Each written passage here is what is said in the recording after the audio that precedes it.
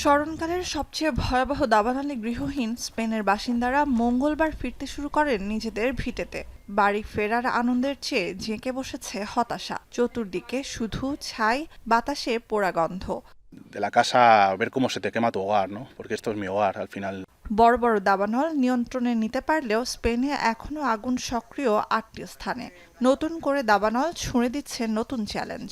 Estamos cambiando las tornas y por tanto podemos empezar a ver el final del túnel en la lucha contra estos incendios con todas las precauciones.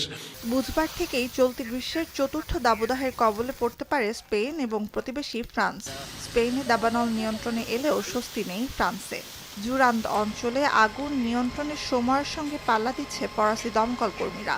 এর মধ্যেই তাপমাত্রার পারদ ৪০ degree সেলসিয়াসে পৌঁছাতে পারে বলে আভাস আবহাওয়াবিদদের। দাবানল ভয়াবহ রূপ নিতে পারে বলে বাড়ছে শঙ্কা।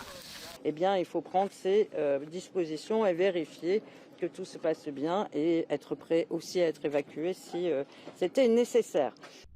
মঙ্গলবার জুরান্দিতে নতুন করে ১৪টি দাবানল শুরু হয়, তবে আপাতত ঝুঁকি মুক্ত বোর্দো।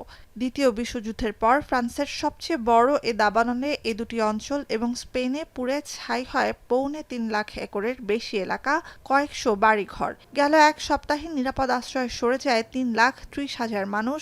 সরে যাওয়ার নির্দেশ দেয়া হয় কয়েক হাজার পর্যটককে।